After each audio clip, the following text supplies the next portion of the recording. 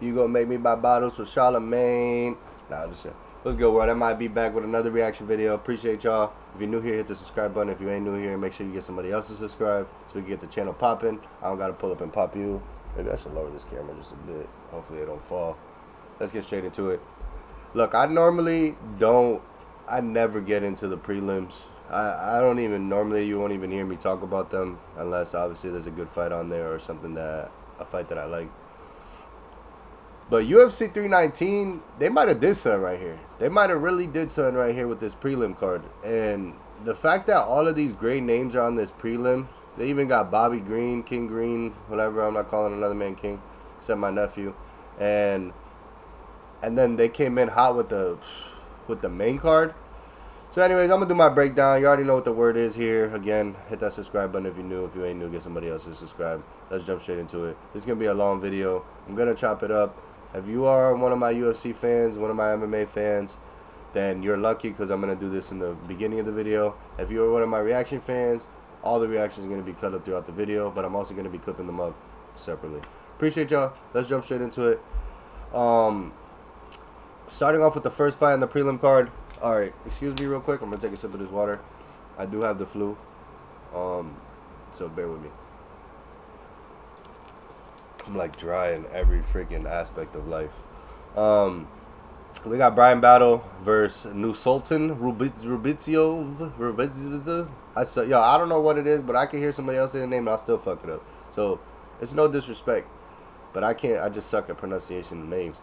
I hate when the UFC does stuff like this, because experience sometimes does hold a very big upper hand most of the time when fighters fight, and usually it never goes good for the person that doesn't have the more experience. Brian Battle is a great fighter, and 4-6. Hold on, I want to see what this guy's is because I don't know. It's gonna be a tough challenge for Brian Battle. I honestly wouldn't even be surprised if he doesn't even come out with the W here. I never even heard of this guy, and I might even sound like a casual saying that, but and maybe I've seen him fight before because again I watch every card, but I just don't remember the name for some reason. But once I see him fight, I'll probably remember. Let me see who he's fought. Oh yeah, that's why. Oh, yup, I watched this fight right here. Yup, okay. Alright, so I'm not even going to get into deep in that, but honestly, I'm going to say straight up, I think Brian Battle's going to have a very tough fight with this guy, and I really don't think that it's going to go in Brian Battle's way or favor at all.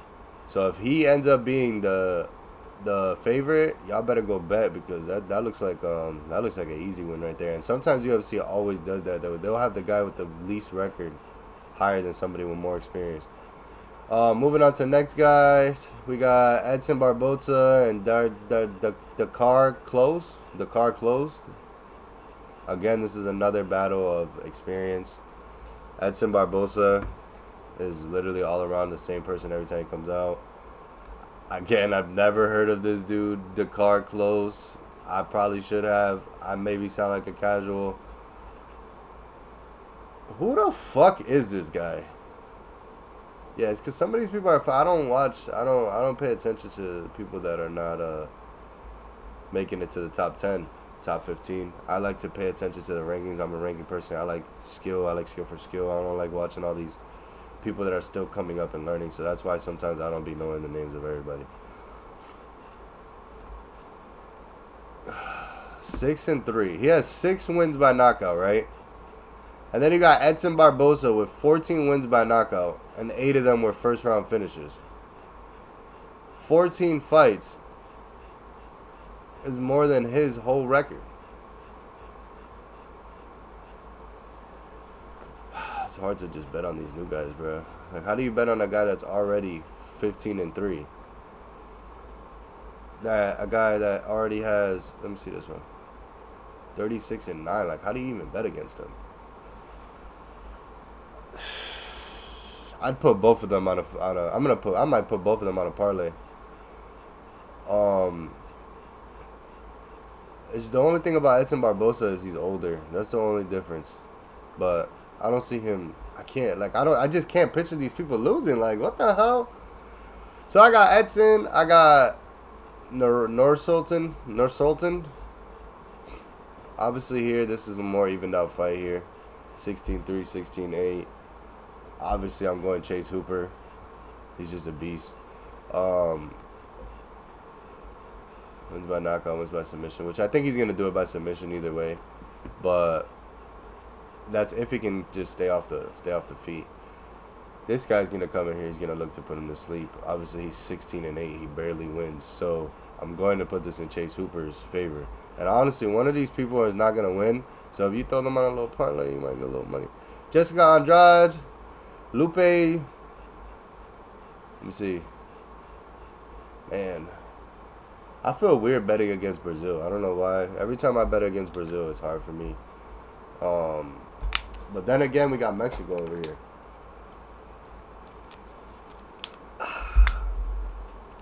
And both of them lose about half their fights. 1 and 2, 10 and 8.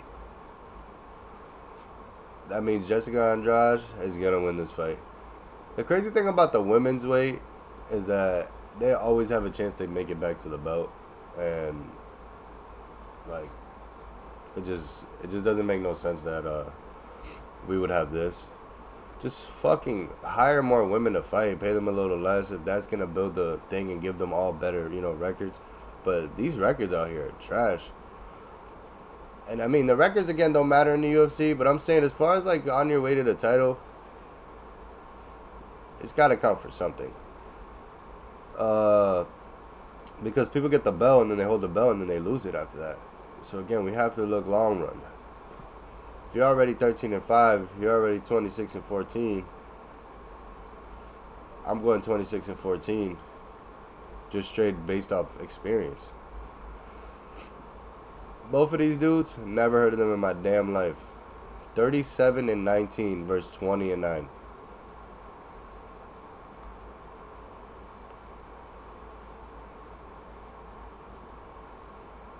$29 wins by submission.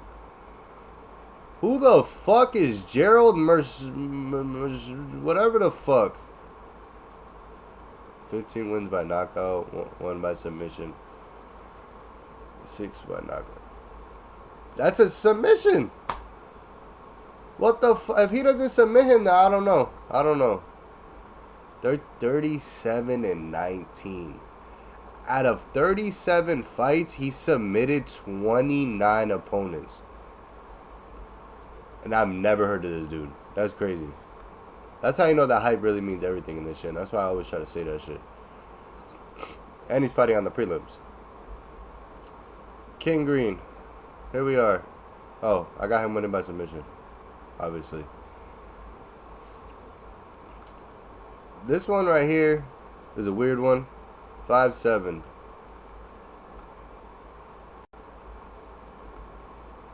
This one right here is a weird one because just like these, he has more experience. But the thing about Bobby is just he bangs too much, and I feel like the point of him banging too much is that he done banged his brain into a whole different stratosphere. Like every time he gets touched, he just gets knocked out, and when he does, it'd be bad. And so for the fact of that, let's see. Oh, if my computer would stop fighting against me. I don't know. I want to know what these guys are coming off of. Bro, how the fuck you have 29 submissions and you losing fights?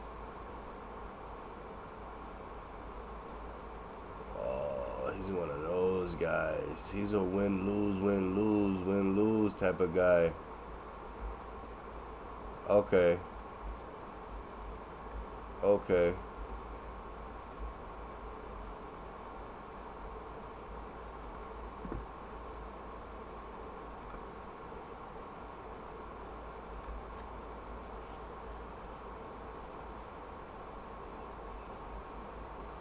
Yeah. He's going to get submitted. Michael's getting submitted. Bobby Green, probably going to get knocked out again. I don't even know why he's still fighting, and I don't mean that disrespectfully. I just mean that like he just bangs too much. He doesn't go out skill for skill and try to actually, some fighters try to avoid getting hit so they last long. Some fighters, they don't give a fuck, and Bobby Green is one of them. So I have Diego Ferreira winning. It's only right. This is actually going to be a great fight. Tim Elliott slept on. I mean, maybe not to a lot of people that watch UFC. But Kai Asakura is still fresh. People don't really know what he can really bring. And I know that he versed Pantoja, and it didn't really look right. But Kai Asakura is going to win this fight, and it's going to be a knockout. It's going to be a TKO. Tim Elliott's going to try everything he can to get this dude on the ground, and he's going to get tired. I just see it already. And Kai Asakura is going to win by TKO. I know he lost. I know he's coming off a loss, and that loss did not look good. But he's going against one of the best flyweights that have ever been in the division, who's took out some of the people that literally was taking out everybody else. He's the man that takes out the man. Alexander Pantoja is a GOAT. Kai Asakura lost to him. That does not mean that he's trash. Kai Asakura is a really good fighter, and his skills will match out into the division. It's just that wrestling game, he has to be able to fight back, and I think him taking that loss is what's going to help him come back even bigger. And then I think, again, I know the future, but I don't know the future, but I'm pretty sure I see a big fight with Alexander Pantoja in the future if everything goes correctly, because Kai is a big star, and his skills are good. If he can fix that ground game, I don't see anybody fucking with him, honestly. He's quick, too. So I'm giving the fight to Kai. As much as I fuck with Tim Elliott, I just can't. I've been watching his new, all Kai Asakura's old fighting videos, and I see what they mean when they sign them, but he's got to make it work in this division, because especially when you want to go against somebody like Alexander Pantoja, you got to be able to expect the ground game.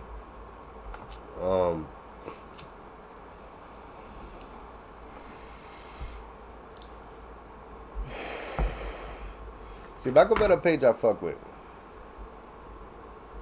but just something about him, right? What weight class was this at?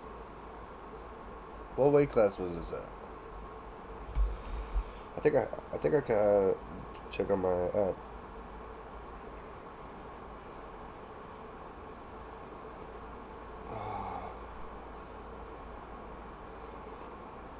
I'm gonna check right here.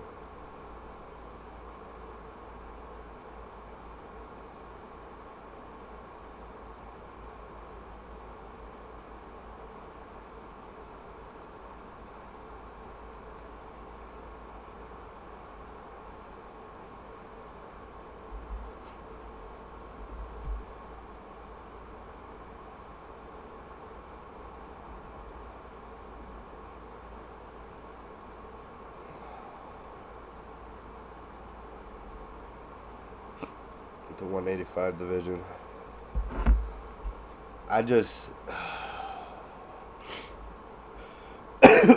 Excuse me.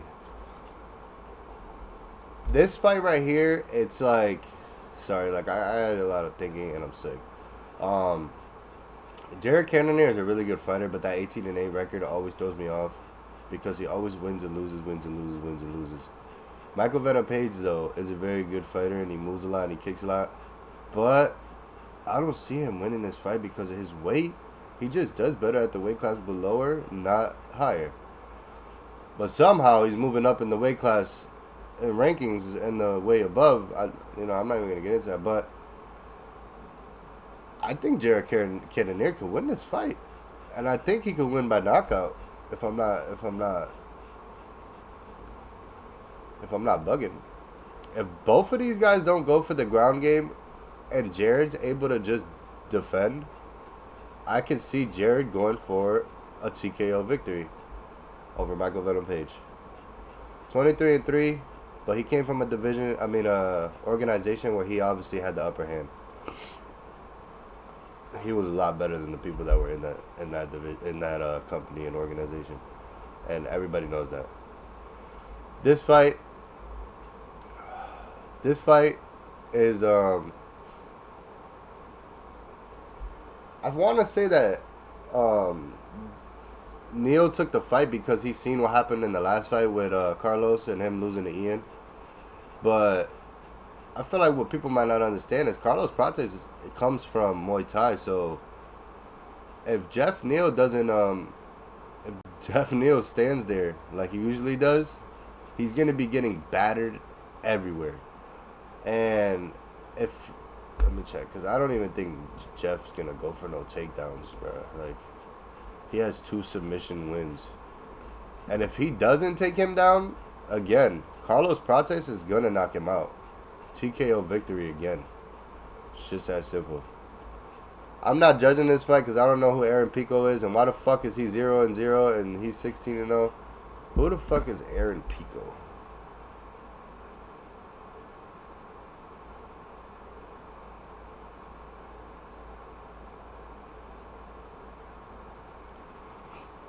I'm asking ChatGPT. I just started using this shit. Let me see.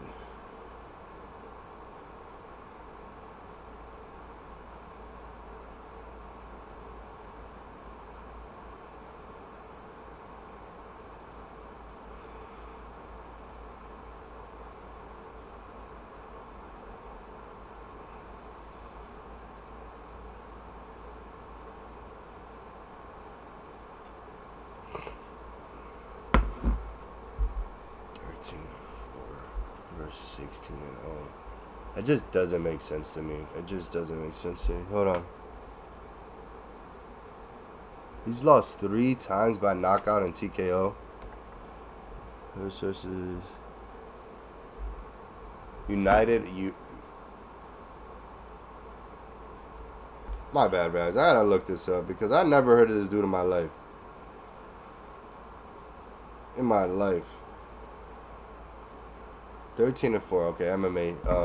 UFC does say the same thing. I just wanted to make sure ChatGPT wasn't lying. Lerone Murphy wins, obviously knockout. TKO. This kid gets knocked out. I just gave you guys three pick parlay right there. That's gonna make you some money. It's gonna be a knockout, and he's gonna be fighting with his life, and that's exactly what's gonna be. That's exactly what's gonna catch him. That's what's gonna get him hurt. This fight, I have everything in me in this fight, and I'm super excited. And I'm honestly waiting for them to announce Ilya versus Arman. Please, please, please, just make the fight. I will pay for the pay-per-view. I will buy it. I promise. I'll buy the pay-per-view. I'll invite 100 people over.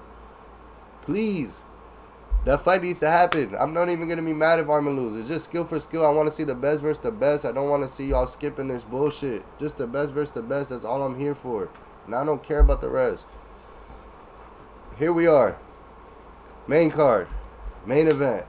Dricus du Plessis versus Khamzat Chimaev. I feel like with this fight, people don't understand is that why doesn't it say Khamzat's country? I'm gonna ignore that like I didn't just read that. But what people don't understand is Dricus is a big dude, bro. And Dricus is strong. And I only say that not like I fucking been in there with him, but I'm just saying, just from watching, I didn't watch all his previous fights. And that video with Tom Aspinall said a lot. I said that Dricus could possibly move up a weight if he's that strong. And although Khamzat has that wrestling background and he has that wrestling training and that wrestling strength, he struggles with cardio. And so does Dricus. And that's why I feel like it's going to come down to that, to them both being tired, just like Adesanya and him were. And it's going to come down to Dricus due to experience winning the fight. And I hate saying that because I am a huge Khamzat fan, but I just can't bet against the drunken master. It's just what it is in me. And Khamzat has proved many times that he has holes in his striking game. He has proved many times that he gets tired. And although he hasn't proved that he's lacking in the wrestling, he's also He also, every time he went against somebody that was good at wrestling, he struggled. And when he went against somebody like Robert Whittaker, who's literally not a good wrestler, he was triumphant. So, as you can see, that's why I'm going with Dricus Du Plessis, the Drunken Master. I'll be, expecting to win my parlay on that one. And y'all let me know what y'all think. Appreciate y'all. And actually, now that I've done this and I did the long video, it took longer than I thought. I am gonna just chop this video up and throw it up there. And I appreciate y'all. Thank you guys. And for the people that think that I don't train, I don't spar, and I don't do all that, that's what you're supposed to think. I don't give a fuck what you think. That's the point. And someday I'm going to be at these UFC events, and maybe I'll be at all of them.